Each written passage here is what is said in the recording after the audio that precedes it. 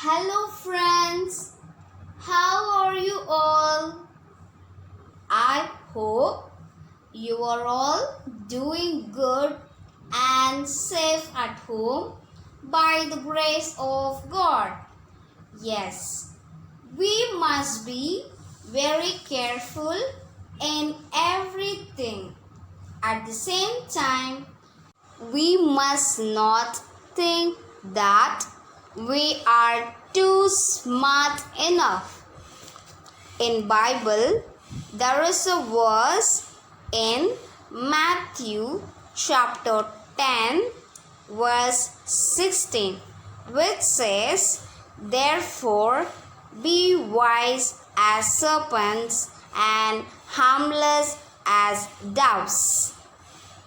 So, we must be a good observer. Here is a person who have lost his opportunity to get a seat in the parliament because of his suspicion, and he thought that he is too smart. Let's see the story of that person. Good day, students. I'm glad to meet you again through this video. Let's begin the class with an activity. Here you can see two similar images. Find the 10 differences between these two images within a few minutes. If you can find at least 7 differences, you are a good observer. Now, we are going to see a non-detailed story which is related to this activity. Now, we are going to see a non-detailed story which is related to this activity. The title of the story is A Shot in the Dark, written by Hector Hugh Munro. At the end of the class, you will be able to know about the author, identify the characters in the story, recall the sequence of the story, describe the theme of the story. Author introduction. Hector Hugh Munro.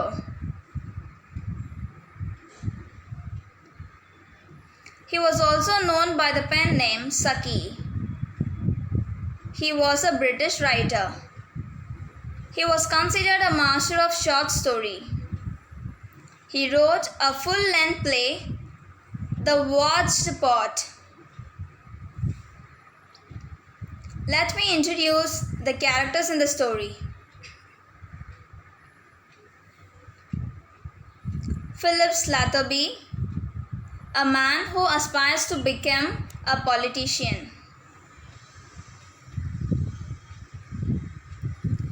Mrs. Salvin Jacko, a rich and influential lady of high rank. Bertie, son of Mrs. Salvin Jacko.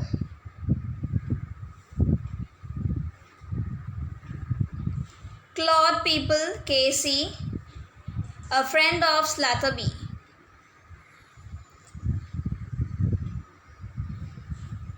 Philip Slattery settled himself down in an almost empty railway carriage on his way to Brill Manor to meet a newly achieved acquaintance, Mrs. Salvin Jacko. She is an influential woman. She was a person of social importance in London, of considerable importance and influential in the country of Cheshire. Philip Slattery has a personal interest in the Eastern Division of the Cheshire because the person in the position did not want the re-election and the party manager considered him to be a possible successor to get the seat. was delighted to meet Honoria Salfenjaco as she asked him to meet her by coming Friday to Tuesday. He saw the club acquaintance and called him up to the carriage window for a chat.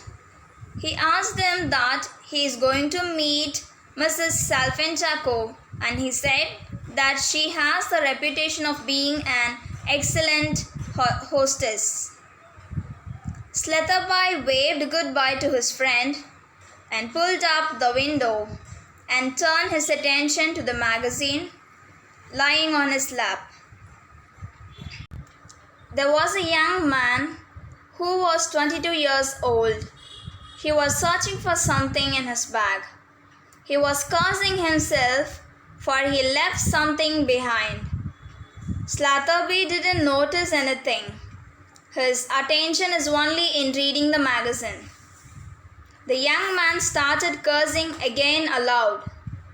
He took everything out from his bag, but he couldn't find anything. The young man introduced himself as Bertie, the second son of Mrs. Salfenjaco, and said he was happy to meet the person who was going to meet his mother. Sletherby asked him, "You have lost something, haven't you?"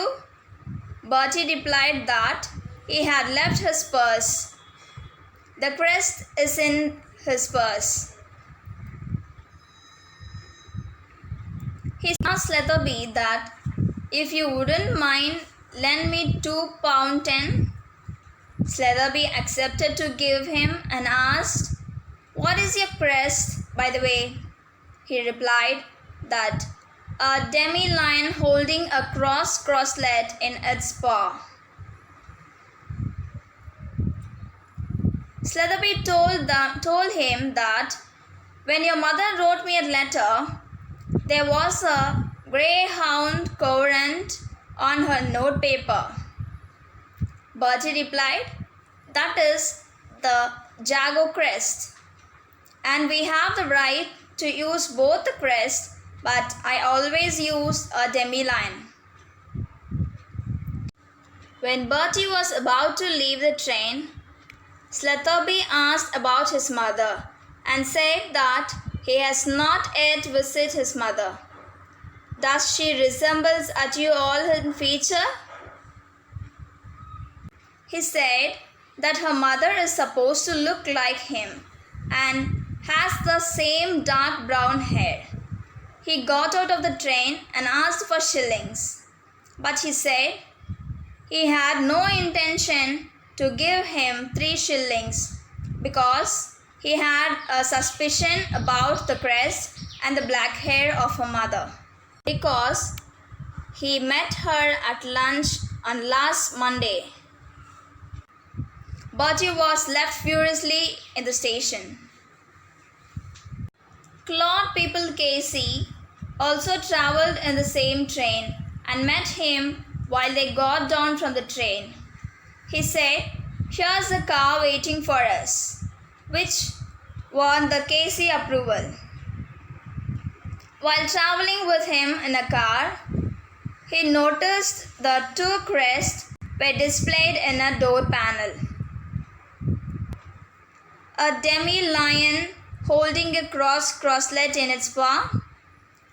Next one is a greyhound courant, that is a Jago crest.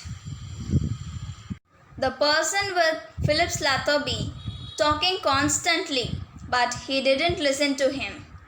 He started talking about Mrs. Salfenjaco, the hostess, that she is a brilliant woman, a clear thinker, influential woman, and good appearance too, till she made an idiotic change. "What change?" Slatherby asked.